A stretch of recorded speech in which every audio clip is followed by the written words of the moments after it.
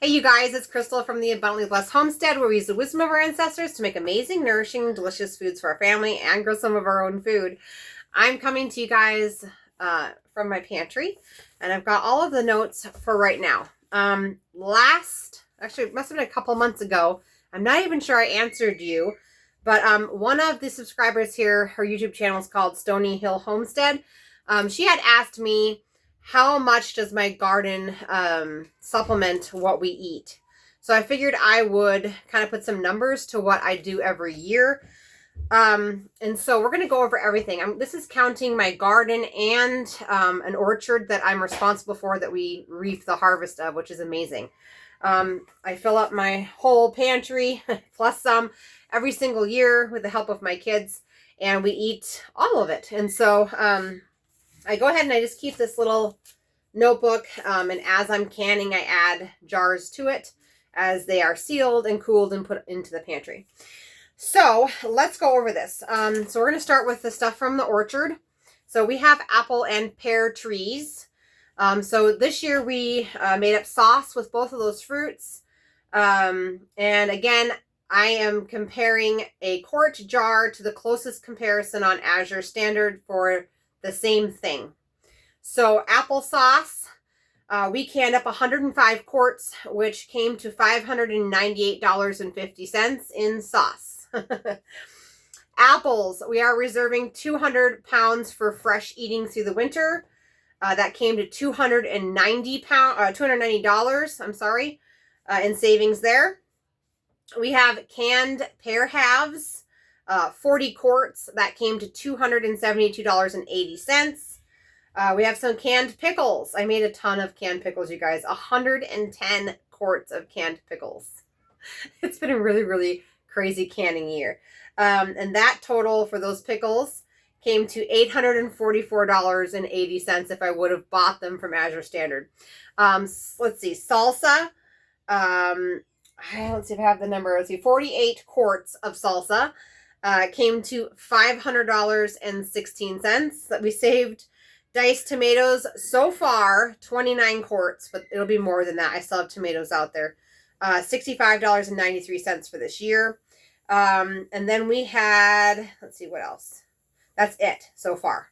I will be making a lot more things. Crushed tomatoes. We typically do fire roasted tomatoes. Those are a little more pricey.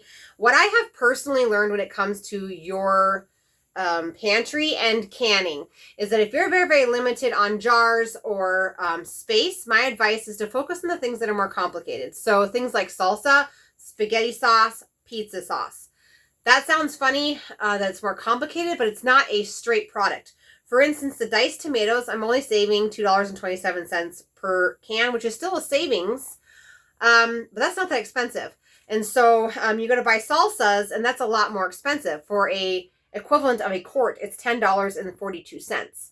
So if you don't have a lot of time or you have limited space inside your garden, my suggestion would be to grow things to make your own salsa, because it would be more of a profit than, say, diced tomatoes.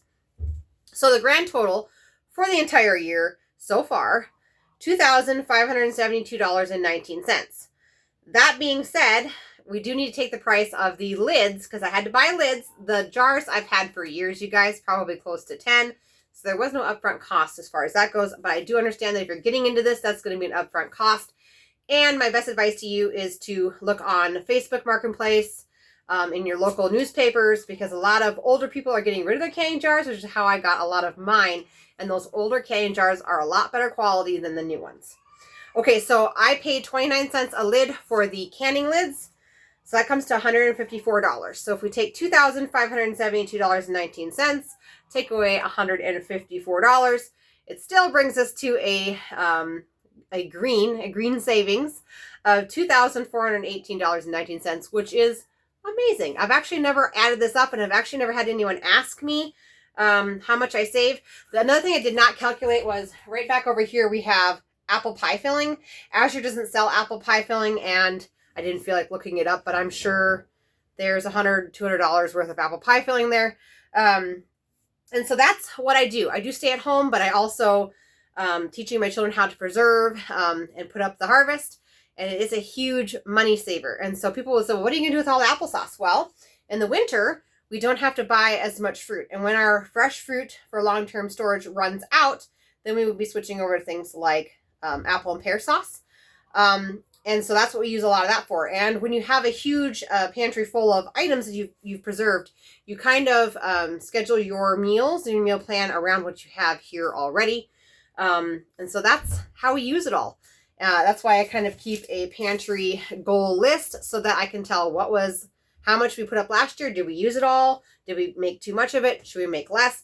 And that way we don't take on a whole bunch that we absolutely don't need, but we know how much we use and what our goals should be for the current year. So that is to answer your question, Stony Hill Homestead. And so hope you guys like this video. I hope it brings some insights into hard work and how it can actually save you money. If you guys like this video, please give it a thumbs up, and I'll see you guys on another one. Thanks for watching.